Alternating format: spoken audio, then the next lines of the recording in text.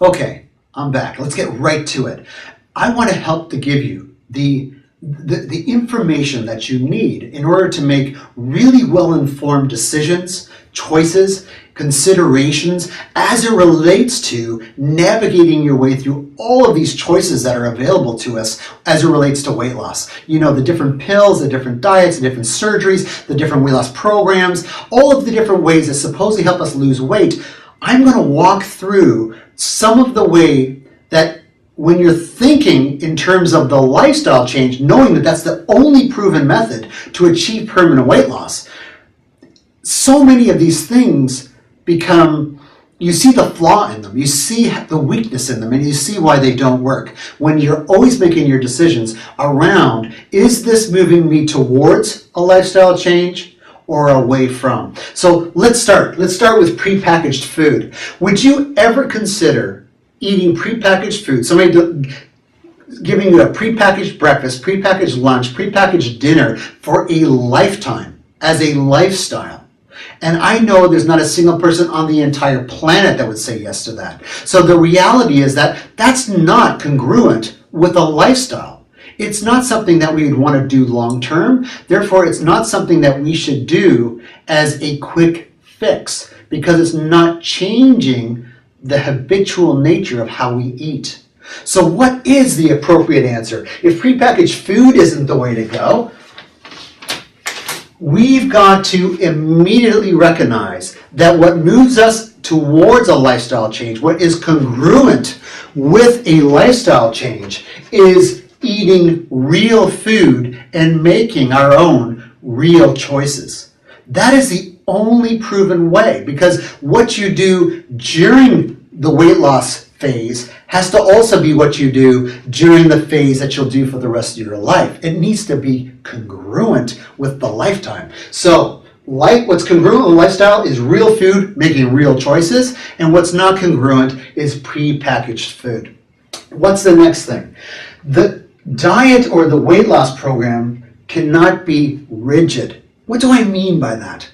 Well, if it's a one-size-fits-all, then that's a type of rigidity that doesn't work because we're all individualized with different levels of health, with different types of metabolic activity, with different types of physical needs, and we're all weighed at different amounts with different amounts of protein and musculature and everything else. So we're so individualized as human beings that the diet itself should have a certain flexibility to it to achieve long-standing weight loss. Also, I find that rigid diets move you very quickly towards weight loss plateaus. And there's nothing more frustrating than a weight loss plateau, because with that frustration becomes almost a perfect recipe for disaster, because you'll self-sabotage and you'll just stop doing it. So part of rigidity is trying to create a one-size-fits-all parameter. The other side of rigidity is that as you get healthier, as you lose weight, as your metabolic machinery in your body that burns the fat heals, likewise your body and your diet, your nutritional intake needs to shift as well. It may be nothing more than ratios, it may be an increase in certain types of foods, whatever the case may be, but it always boils down to evolving as your health evolves and as, of course, your weight evolves as well, as you're losing the weight and moving quickly towards your goal. So a rigid type of diet doesn't work. That's why diet books invariably don't work, because it's just giving you the starting point. It's not giving you enough flexibility or enough understanding or giving you the counseling, really, the coaching necessary to evolve as your body evolves. So what is the actual answer? It's having the flexibility in the actual diet program or weight loss program. And of course, I think I've made enough strong points to understand that flexibility is going to allow you, it will evolve with you. It will give you the individualism necessary so you get maximum results, as well as the flexibility to evolve with you as your body's getting healthier. So, enough said about that. The next thing is when you talk about calorie counting. Okay, let's understand something really, really quick. We eat, and this is getting a little bit into tomorrow, but we eat because of emotional reasons. Emotional eating and the pleasure punishment capacities that we share with food is very much a right-brained activity. Counting calories, counting points, is a left-brain activity. One does not assist the other in nullifying the problem. In fact, all it does is make us really aware of how nauseating taking a calculator, or how about pulling out a little measuring device, is as it relates to trying to eat a meal each time. Calorie counting can quickly become repugnant if that's the way for you to move through it. What I find is that calorie counting really is adopted by programs that aren't moving you towards eating healthy, nutrient-dense foods, but allowing you to eat unhealthy foods that are the very reason that you're in the state that you're in now. Think about it. If I say to myself, I'm going to go to McDonald's, but I'm on a diet, therefore I'm only going to eat how many French fries? 8. 8 French fries, let's say hypothetically, and a cheeseburger. But your habit has been a Big Mac, supersized fries, and a milkshake. Well, this is a habit that you're trying to fight with willpower, and you're sitting there having to calculate, counting calories to offset that high physiological demand for that type of food, which is so unhealthy for you, where you truly, if you eat 8 French fries, maybe it's potentially okay, but if you get into 11, 12 or up, you're gaining weight. Well, that's again a recipe for disaster, because it's playing with your system in a way that doesn't empower you. You want to be empowered by every decision that you make, which means every decision that you make should move you towards a lifestyle change. Counting French fries at McDonald's is not congruent with a lifestyle change. Calorie counting and doing this left brain activity, this mathematical computation, every single time you eat is also not congruent. So what is? It is being involved in a weight loss program or adopting a diet that utilizes portion control. Portion control works best when you're eating healthy foods. That's actually creating a different level of health within your body. And that's what we're all about. We're about you becoming healthier and losing the weight. And remember, doing what? Moving towards the lifestyle change, because lifestyle change, that healthy lifestyle, moves you quickly towards permanent weight loss. And so understanding portion control, being able to look at a plate of food and go quickly, yes, that's the right amount of healthy proteins, that's the right amount of vegetables, that's the right amount of fruit, that's the right amount of X, Y, and Z, whatever the case may be. And if it's healthy, nutrient dense, it's really easy to look at portion control and to know you're right on course. Can you be off by 50 calories? Yes, but when you're eating healthy, nutrient dense foods, that 50 calories that you're off in terms of calculations because you did a quick portion control doesn't matter. It matters when you're eating junk food. That's when you have to do calorie counting.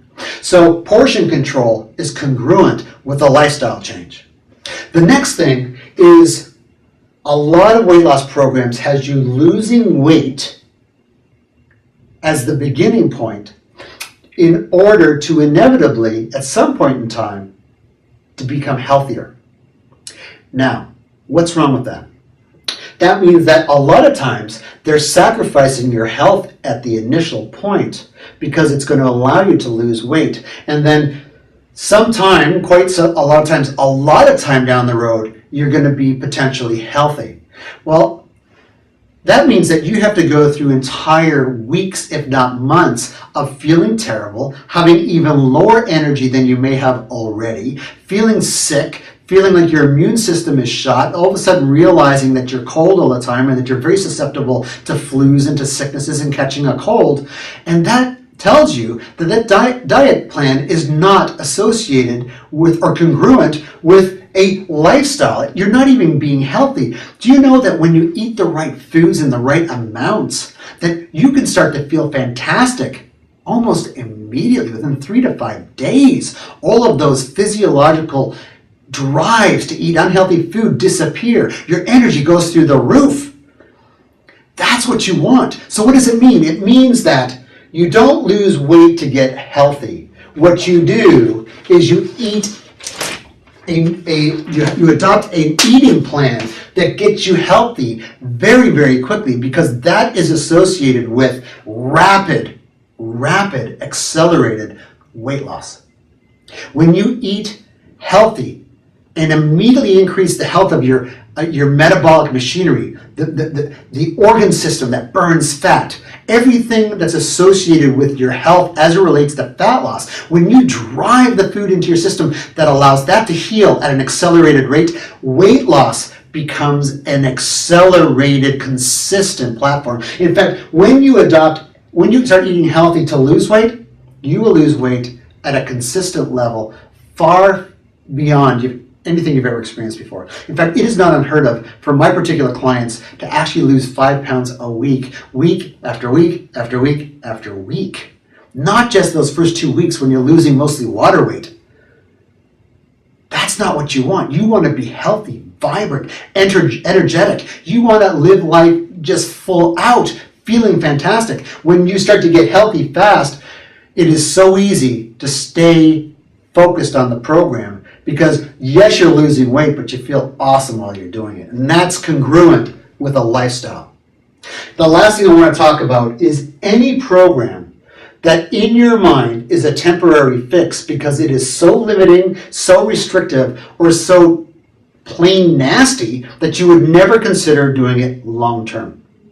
What do I mean by that? If you're having 3 protein shakes a day and a small salad at night, could you ever consider doing that anything more than short term? If you're sitting there eating cabbage soup two times a day, would you ever consider doing that long term? If you're taking these pills that make you feel bad, if you're considering a surgery that actually makes you sick, that actually makes you feel nauseous in your body, that actually puts your health at risk, does that sound like it's congruent for long-term lifestyle? Absolutely not. Any program that you do should be a program that, as you're losing the weight, you're doing it, and once you've lost the weight, you continue to do it. Let me say it again.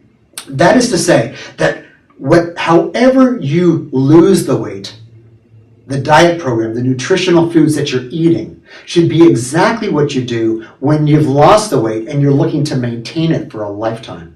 That is the type of consistency that's congruent with a lifestyle change. How you eat while you're losing the weight should be how you eat once you've lost the weight. The only caveat to that is that it's a little more lenient once you've lost the weight. You give yourself a little bit of flexibility. You start living that 90-10 rule, which is 90% of the time, I'm going to eat exactly what it is that I ate when I was losing the weight, but 10% of the time, I'm going to give myself a little freedom to enjoy some of the things that are available in the culinary world and enjoy some of those foods that are really, really so pleasant. But when done, see, here's what you need to understand. Remember, I said that I interviewed hundreds and hundreds of people.